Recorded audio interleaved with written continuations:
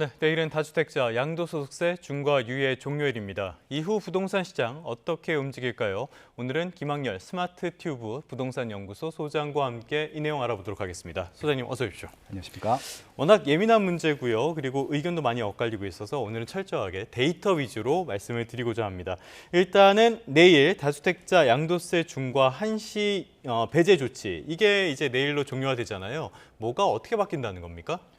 그전까지는 일반 과세를 했습니다. 양도 차익 금액에 따라서 6%에서 45% 정도로 양도소득세를 부과했었는데 내일 이후부터는 2주택자 같은 경우는 이제 주택을 양도할 때마다 20% 가산이 되고요. 그러니까 좀 최고 세율이 45%인데 20%를 보태게 되면 65%가 되는 것이고요. 3주택자부터는 30%를 가산해서 75%가 됩니다. 여기에 지방소득세까지 합치게 되면 82.5%의 양도소득세가 부과되기 때문에 예를 들어서 10억에 산 아파트가 20억이 됐으면 이 10억의 차이가 있잖아요. 그래서 만약에 3주택자부터는 8억 2,500만 원을 세금으로 내야 된다. 이런 의미입니다. 그러니까 세금이 팔고 남은 금액의 82%가 붙을 수 있다. 이런 얘기가 되는 거잖아요. 82.5%입니다. 예, 굉장히 높은 세금을 물게 되는데 그렇기 때문에 매물이 많이 나올 것이다라는 게 정부의 기대였던 것 같아요. 실제로 매물이 많이 나오고 거래도 많이 됐습니까? 3월 달은 거래량이 많았고요. 지금 이제 토지거래 허가 신청을 해야 되기 때문에 한 3주가 걸리거든요. 4월 달까지는 거래가 많이 된 것으로 보입니다. 그래서 통상적으로 5천 건에서 7천 건 정도 거래되는 게 많은 편이었었는데 3월 달, 4월 달은 거의 10,000건 전후가 거래가 됐거든요. 평소 때보다 많은 매물이 있었고 또 저렴한 금액으로 거래된 것도 사실인 것은 맞습니다. 그러니까 지금부터는 근데 거래가 잠기고 있고요. 매물 숫자도 줄고 있다는 것들도 팩트인 것 같습니다. 거래가 이제 줄어들고 있다. 자, 그렇다면 이게 시장에 어떤 영향을 미치고 있는지 또 봐야 될 것 같은데요. 한국부동산원, 우리가 제일 쓰기 좋은 한국부동산원 통계로 말씀을 드리도록 하겠습니다. 어제 주간 부동산, 주간 아파트 가격 동향이 새로 나왔는데요. 눈에 띄는 변화는 없었습니까? 강남은 아직까지 마이너스고요. 강남은 지금 한 달 정도 계속 마이너스를 유지하고 있고요. 강남을 제외한 나머지 지역들은 다 플러스입니다. 그러니까 이제 왜 플러스라고 말씀을 드리냐면은 서초구하고 송파구 그리고 과천, 용산구, 소위 말하는 서울 3개구, 경기도 제일 비싼 지역들도 3월 달, 4월 달에는 마이너스였는데 정확히 매물이 줄고 거래가 다시 주춤해지면서 나머지 지역들은 이제 상승 거래가 되었고요. 가장 매물이 많이 증가했던 강남구에서만 지금 현재 마이너스가 유지되고 있습니다. 말씀하신 것처럼 그 한국부동산원 데이터를 쭉 정리를 해보니까요. 소위 말하는 상급지, 강남구 이런 곳은 이재명 정부 출범 뒤에 10% 넘게 이렇게 올랐다가 지금은 하락 반전 또는 오름폭이 둔화되는 흐름은 분명히 나타나는데요. 문제는 강서구라든지 이런 곳들입니다. 올해 들어서 4%, 3% 이렇게 소위 말하는 외곽 지역들이 굉장히 빠르게 오르고 있거든요. 그리고 신고가가 속출하고 있다 이런 보도들도 전해지는데 이 배경은 뭘로 봐야 됩니까? 이거는 정부나 대통령의 압박이 아니라 그동안 올라가지 않았던 것들이 이제 시세에 반영되고 있다고 봐주시면 될 것 같습니다. 강남구가 지금 빠지고 있는 것은 2년 내내 올랐습니다. 근데 너무 큰 폭으로 많이 올랐던 것이죠. 그러니까 예를 들어서 국민주택 규모로 한 10억에서 20억 정도씩 올랐거든요. 작년 1년 동안에. 그래서 지금은 쉬어가는 타이밍이고 여러 가지 또 규제 때문에 급매물들이 나왔었는데 그 외 지역들은 지난 2년 동안 거의 오르지 않았거든요. 심지어는 노동안 같은 지역들은 작년에 마이너스였으니까요. 그것들이 이제 강남권과의 격차를 좀 줄이는 과정이었다고, 키 맞추기 과정이었다고 보시면 될 것 같고, 그리고 지금 정책자금 대출이라든지 대출에 대한 규제가 10억 이하 구간에서는 좀 덜하거든요. 그 10억 이하 구간의 아파트가 가장 많이 몰려있는 지역들이 지금 말씀하신 언급한 지역이기 때문에 그 지역들은 이제서야 거래가 되고 있다고 봐주시면 될 것 같고, 그 지역들은 아마 한동안 좀 상승세가 지속되지 않을까라고 예측하고 있습니다. 지금 이런 지역들은 대출도 나오는 거잖아요. 그렇죠. 그러니까 지금 이 규제 지역 내에서는 최대 대출이 6억인데 6억을 다 받을 수 있는 지역입니다. 그렇기 때문에 지금 부동산 가격이 오른다라고 볼 수가 있겠는데 이렇게 어떤 15억 이하 이런 매물들 가격이 오르는 배경을 보자면 역시 임대차 시장도 영향을 미치지 않나라는 생각이 듭니다. 전월세, 요즘 전세 구하기가 굉장히 어렵다라는 소식 전해지고 있는데 KB 부동산 통계를 보니까요. 200에 가까울수록 전세 매물이 없다는 뜻인데 서울 강북권이 189.5까지 올랐고요. 서울 전체로는 181.4까지 올랐습니다. 전세가 그냥 없어진 것 같아요.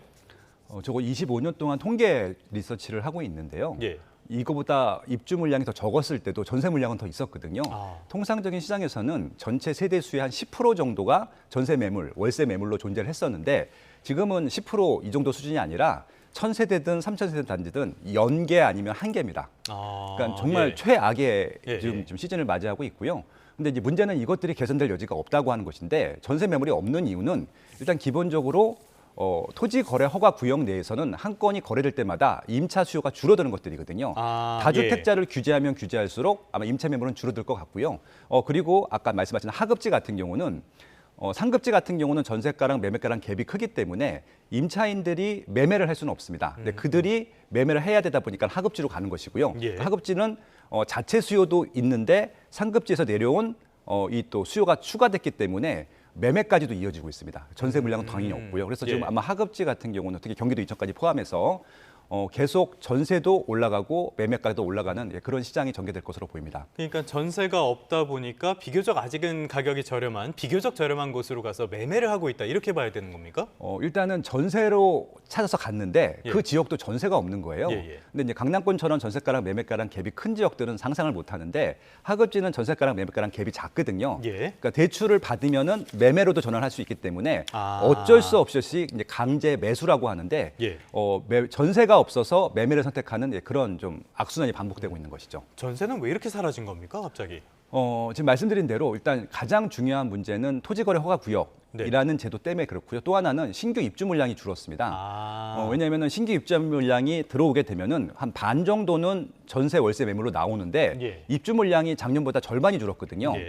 그 상황에서 절대 대수가 줄어든 상황에서 다주택자 매물들이 자가로 전환되면서 임차 매물들이 더 줄어든 것이죠. 말씀하신 걸 들어오면은 결국에는 공급 문제가 많이 작용을 하고 있는 것 같은데요.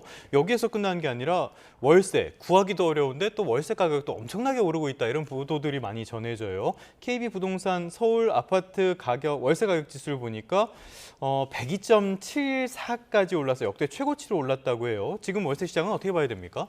월세 시장은 원래 인기 있는 시장은 아니었었고요. 그렇죠. 전세가 인기가 많았었는데 전세를 구하러 갔다가 전세가 없기 때문에 월세로 터닝되는 수요가 증가했기 때문에 최근에 이제 월세가 또 올라간 것인데요. 월세 매물이 많지는 않습니다.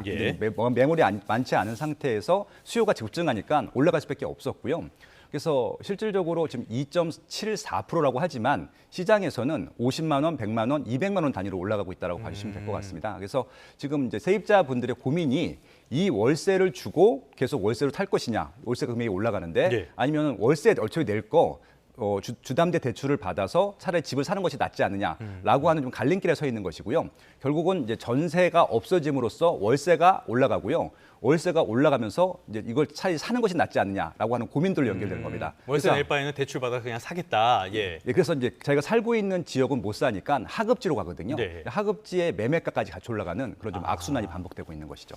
알겠습니다. 이 말씀하신 것처럼 악순환이 벌어지고 있는데요. 김용범 청와대 정책실장이 이야기한 걸 한번 보도록 하겠습니다. 김용범 실장은 이런 말씀을 하셨어요. 서울 외곽 지역의 가격 상승세 오르고 있다. 그런데 이거는 젊은 세대 실수요 매수가 많기 때문에 크게 걱정할 부분은 아니다라고 이야기를 했고요. 또 전월세가 없어지는 거에 대해서도 뭐 어떤 시대적인 변화의 흐름이다. 이런 식으로 설명을 했거든요. 동의하십니까? 동의는 할 수는 없고요. 왜냐하면은 지금 다 강제 매수거든요. 전세가 없기 때문에 월세를 가는 것이고 월세가 비싸기 때문에 매수를 하는 것들입니다. 그리고 기존에 다주택자들은 어쨌든 팔고 있고요. 1주택자들도 갈아타기가 쉽지 않은 상황이거든요.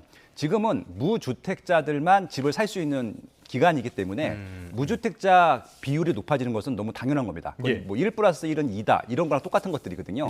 특이한 현상이 아니라 40대 이상, 그러니까 1주택자들 이상부터는 갈아타기도 힘든 시장이기 때문에 대출이 줄어서 그래서 지금은 어쩔 수 없이 30대들이 전세나 월세가 없어서 매매를 하고 있는 것들인데 이게 만약 뭐 마치 뭐 정책의 순작용처럼 얘기한다고 하면은 시장과는 완전히 괴리가 된 인사이트를 갖고 계신 것이죠. 알겠습니다. 요거는 걱정할 부분이 아니다라는 설명은 그렇게 납득은 많이 못 받을 것 같긴 합니다. 아무튼 간에 지금 다주택자 양도소득세 중과유예 종료와 더해서 이제 지방선거가 끝나면 세제 개편도 이뤄질 것이다라는 분석이 나오고 있어요. 아무래도 보유세 쪽으로 많이 시선이 쏠리고 있고 소위 말하는 장특공제, 장기보유 특별공제 폐지라든지 이런 것들도 가능성으로 거론되는데요. 어떤 방향으로 우리가 전망해 볼 수 있을까요?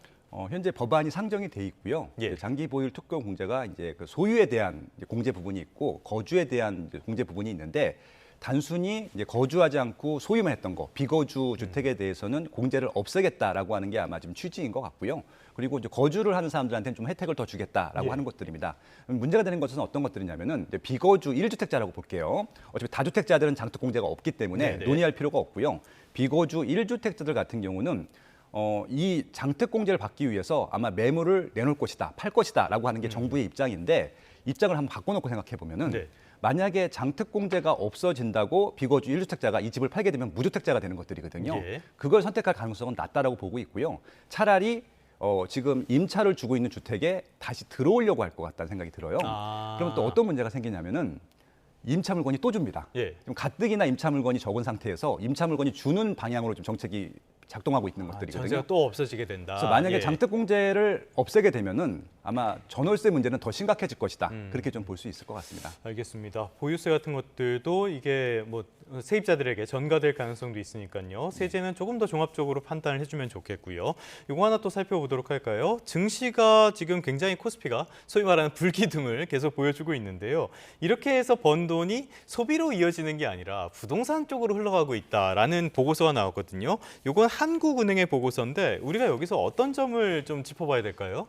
저도 재밌게 보고 읽었던 리포터인데요. 그러니까 선진국과 이제 선진국이 아닌 국가들의 차이점이 주식으로 잘 되게 되면 선진국 같은 경우는 소비로 이어지는 경우들이 대부분이거든요. 거기는 자가 아니면 임차로 딱 구분이 되어 있기 때문에 주거에 대한 문제가 한국처럼 심각하지는 않습니다. 역으로 말씀드리면은 한국은 아직 부동산에 대한 불안감이 크다라고 하는 부분들이 있고요. 또 하나는 외국 같은 경우는 주식에 대한 절대 신뢰가 있어서 계속 주식 쭉 오른다. 올라간다는 생각을 하는데 한국 같은 경우는 주식의 변동성이 크다 보니까 보다 안전한 자산으로 이 자산을 옮기려고 하는 그런 좀 노력이 있다라고 보시면 될 것 같고 그래서 아직까지는 한국에서는 결국은 부동산, 그러니까 부동산이 조금 더 안전 자산이라고 생각하는 것 같고요. 그래서 이 주택 문제 안전, 자가든 뭐 아니면 임차든 안정되지 않으면은 돈이 모이게 되었을 경우에 뭐 상급지 갈아타기라든지 내 집 마련이라든지 한동안은 부동산으로 자금이 더 몰릴 수밖에 없다. 저는 이렇게 분석을 하고 있습니다. 알겠습니다. 여러 가지 측면에서 뭐 정부와 다른 말씀도 해주셨는데 이런 것들도 종합적으로 고려할 필요는 있을 것 같고요. 왜 종합적으로 고려해야 되냐면은 우리 같은 서민들에게 집 한 채를 마련한다는 거는 일생일대 최대의 쇼핑을 하는 거잖아요. 그렇죠. 자, 지금 그렇다면은 우리가 임대차 사는 분들 지금같이 전월세 구하기 어려운 상황에서는 어떤 선택을 하는 게 좋다고 생각을 하십니까? 지금 너무 상급지들만 보고 있거든요. 그래서 조금 눈높이를 낮춰서 임차인분들 같은 경우는 어차피 지금 전세가 없어지게 되면 월세를 선택해야 되는데 그 월세 정도라고 하면 집을 사시는 게 맞을 것 같고요. 담보대출을 받아서 특히 서울 출퇴근이 가능한 비규제 지역 같은 경우는 대출이 더 많이 나오거든요. 그래서 고민하지 마시고 내 집 마련을 좀 서두르는 것이 어떤신가라고 좀 제안 드리고 싶고요. 또 하나는 지금 통계 아까 말씀하신 것 중에 하나가 뭐냐면은 서울 전체 평균 전세 가격이 5억 8천만 원이거든요. 6억 정도입니다. 6억이면은 서울에서도 집을 살 수가 있어요. 대출 받으면. 하급지긴 하지만 경기도에서는 웬만한 지역들은 살 수 있고요. 차라리 임차로 살 것 같으면 지금 전세는 점점 없어지고 있는 추세이기 때문에 내 집 마련 속도를 좀 더 빠르게 하시는 게 낫지 않을까. 무주택자 분들한테는 그렇게 좀 추천드리고 싶습니다. 알겠습니다. 그렇다면 이제 정책 방향도 중요할 것 같은데요. 지금 부동산 시장 전반적으로 시장의 전반적인 시선은 하반기에도 많이 불안할 것 같다. 이런 시선이 더 많은 것 같습니다. 그렇다면 어떤 정책을 써야지 이런 불안을 가라앉히고 내 집 마련이 정말 수월해지는 그런 시대를 만들 수 있을까요? 1차적인 문제는 공급이 없기 때문에 이 문제가 발생한 것들이거든요. 이번 이재명 정부의 잘못은 아니에요. 이전 정부에서 인허가나 착공을 늦게 했기 때문에 그런 것들이기 때문에 그래서 빠르게 좀 물량들을 공급할 필요가 있을 것 같고요. 특히 서울 같은 경우는 주변에 있는 신도시 개발과 더불어서 안에 있는 정비 사업들을 빠르게 진행할 필요가 있습니다. 그래서 재건축, 재개발, 리모델링에 대한 좀 혜택들을 줄 필요가 있을 것 같고 공공 기여나 공공 이런 것들 기부하는 것들 좀 줄이고 절차적인 측면들을 좀 간소화해 주게 되면 좀 빨리 될 것 같고요. 그리고 좀 쓰잘데없는 규제 정책들은 없애는 게 좋을 것 같고 지금 제일 중요한 거는 보금자리를 빨리 안착시키는 것들이거든요. 이렇게 하기 위해서는 아무래도 대출을 조금 많이 해주는 게 좋습니다. 아마 그 리포트에도 나오는데 현재 내 집을 마련하려고 하는 무주택들이 가장 바라는 것은 대출을 좀 많이 해달라는 것들이거든요. 막는 것만이 능사는 아니다. 왜냐하면 일단 집을 사게 되면은 10년 동안은 거주하거든요. 그럼 10년 동안 주택 문제가 해결이 된다고 보시면 되는 겁니다. 그래서 내 집 마련을 할 수 있도록 대출을 좀 많이 해주는 것들도 방법이 되지 않을까 생각합니다. 알겠습니다. 말씀하신 것처럼 무엇보다 지금은 공급에 대한 신호, 공급에 대한 실적을 내는 것이 중요한 시기가 아닌가 싶습니다. 지금까지 김학렬 스마트튜브 부동산 연구소장과 함께했습니다. 오늘 말씀 고맙습니다. 감사합니다.